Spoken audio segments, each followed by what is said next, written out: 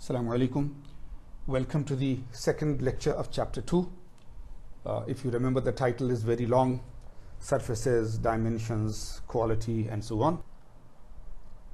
So let us see what we will do today. First, of course, as we do, we will review the first lecture, and then today the topics we will start with will be electronic gauges, measuring geometric features, optical comparator, gauges of different kinds: go, no go, snap, ring, and plug gauges, angle measurement, microscopes, and advanced measurement including coordinate measuring machine and lasers. Then we will start the new big topic, another big section called dimensions and tolerances, where we will tell you about tolerance, bilateral tolerance, unilateral tolerance, and so on, and dimensional tolerancing. Then the next major heading will be testing and inspection, which will be a large one. Initially, we'll talk of inspection principles, then we'll talk of testing, especially non-destructive testing, and we will start hopefully with the methods of liquid penetration and magnetic particle. So let us see how much of this we cover, or can we cover a little more than that. So first, what we did last time in the first lecture of chapter 4, we introduced the chapter and the topic. We talked of all the different topics that will be there, and these blue ones we will be omitting, though they are part of the chapter, but we will not be talking of where too much. Surface structure and properties. What are surfaces? Why are they important? What are the different layers in a surface, especially metallic surface? Surface texture and roughness. What are the symbols and so this one diagram telling you about flaw, waviness, roughness, lay, and so on. Defining these defects, flaws and lays and waviness and roughness. In engineering drawing, how do we mention parallel and perpendicular types of lays and so on, and general pits and pores and so forth. How do we measure surface roughness in terms of root mean square of the positive and negative roughnesses above and below a certain surface line?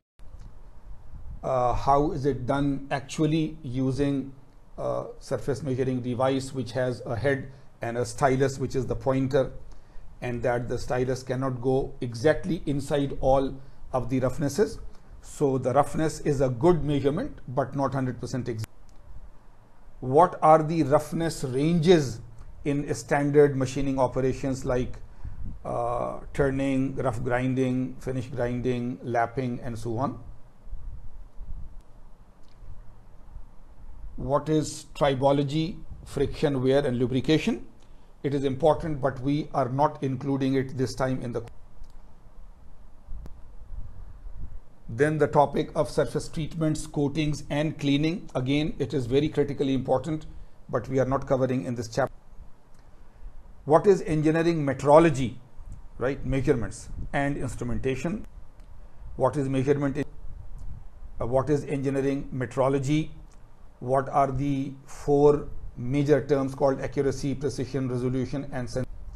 A diagram to show the differences between these four.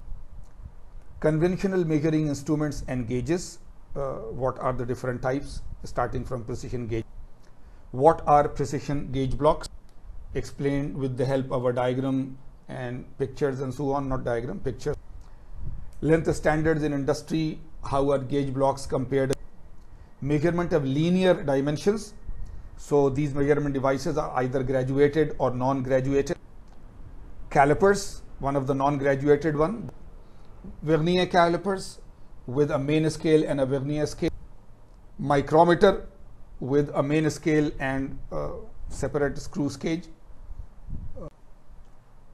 Then comparative length measurement, when we compare one against the other rather than measuring the exact lengths and so on. Dial indicators, and here for measurement, run out, and so forth.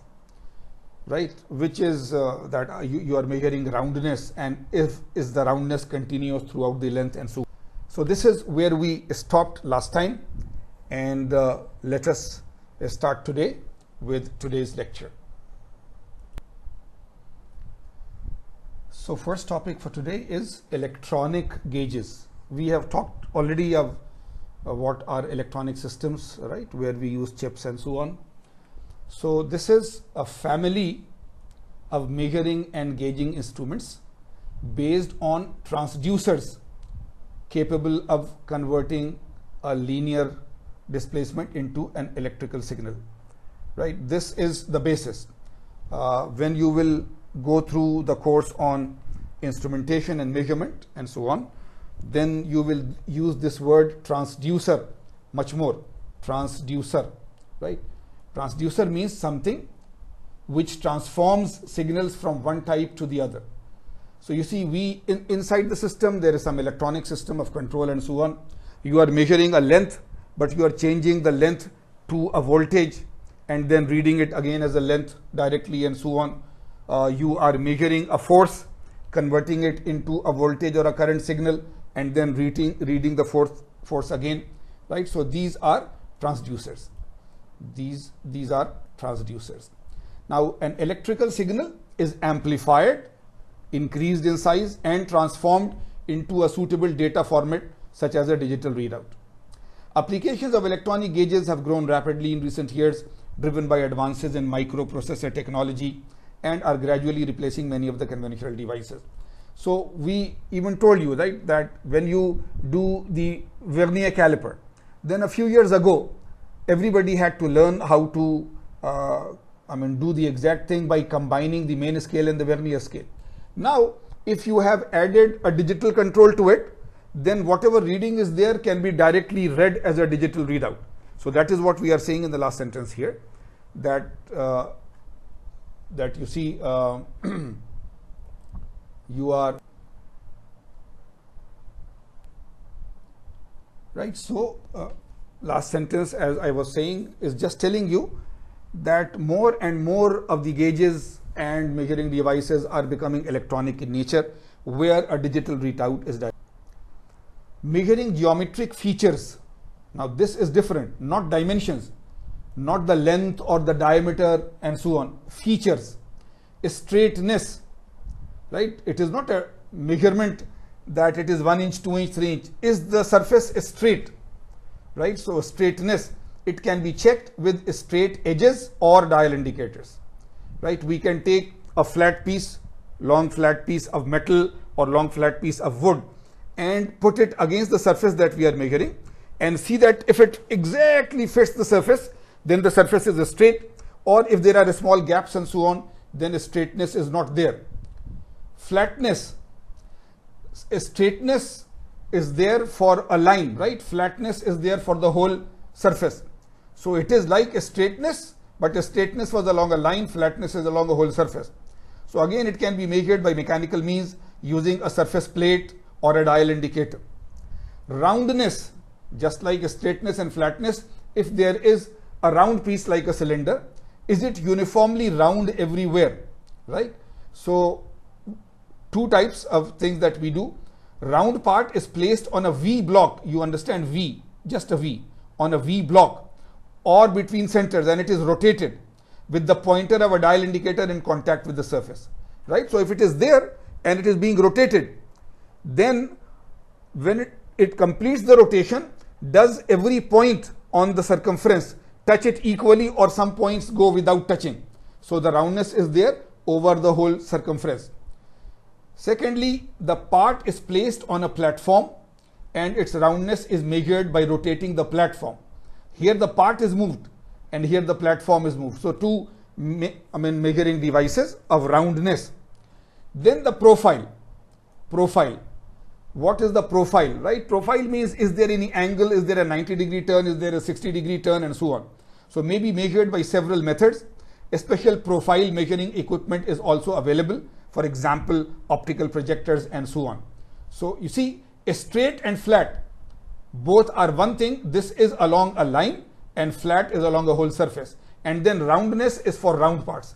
Then the third thing, if there are straight surfaces but they are at angles, isn't it, at 30 degree, 40 degree, 90 degree, whatever, so then it is profile. So these are the types of things which are geometric features rather than dimensions. Optical comparator. Optical comparator. Optical, you understand, right? That some optical method is there. To compare means to compare. We are comparing one thing with the other. So this is a real picture. It is not a schematic diagram, a real picture. It is a whole big thing with an optical system inside. With an optical system inside. So image on the screen and you put the part here. You put the part here and its image is enlarged very largely and it goes to this screen. And on that screen, vertical line, horizontal line, angle lines, and all of them are there. So your part, rather than measuring the angles and the profiles on a small piece, you enlarge that very big to a large amount, magnification, and then you can see the 90 degrees or the angles or whatever, right? So the part is mounted on a table or between centers and the image is projected on a screen at magnifications of up to 100 times or higher, right? 2 times, 3 times, 4 times, up to 100 times and so forth. So optical comparator, measuring the contour of a workpiece, digital indicators with conversions add to the utility of this type. If and when you go to the metrology lab in the university, you will see that we have a large optical comparator installed there. Unfortunately, if this time we will not be there, then you will have to do with this image that you are seeing right now and with the videos that the people, lab instructors and so on, prepare for you. Gauges. We use the word gauge a lot. Normal English, to gauge means to measure something. To gauge means to measure. But in metrology, in manufacturing, when we say gauge, then it is an instrument. It is not a scale. It is not a vernier caliper. They are special types of measuring devices. So let us see. A fixed gauge is a physical replica of the part dimension to be assessed.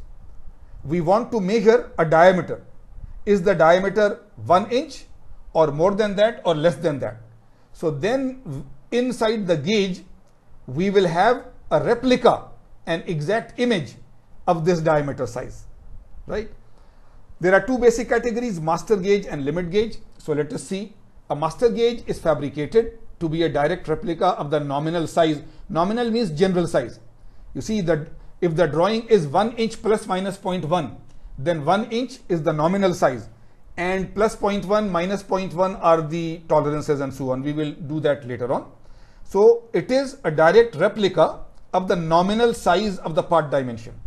And it is generally used for setting up a comparative measuring instrument for calibrating a measuring device and so on. So there is a master gauge of exactly the same dimensions.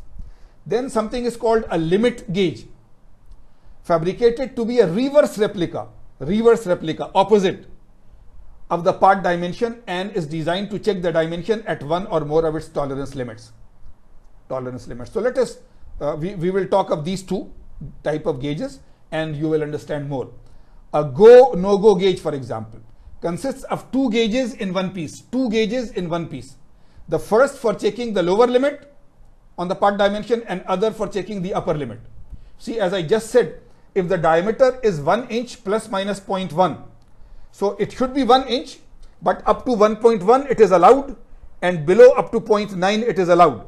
So if the material is anywhere, the actual piece produced is anywhere between 0.9 and 1.1, it should be okay. So you don't have to, you are producing 500 pieces of that diameter. You don't need to measure all of the diameters. You just have a go, no-go gauge. And it has two gauges inside. One is measured 0.9, the other is measured 1.1.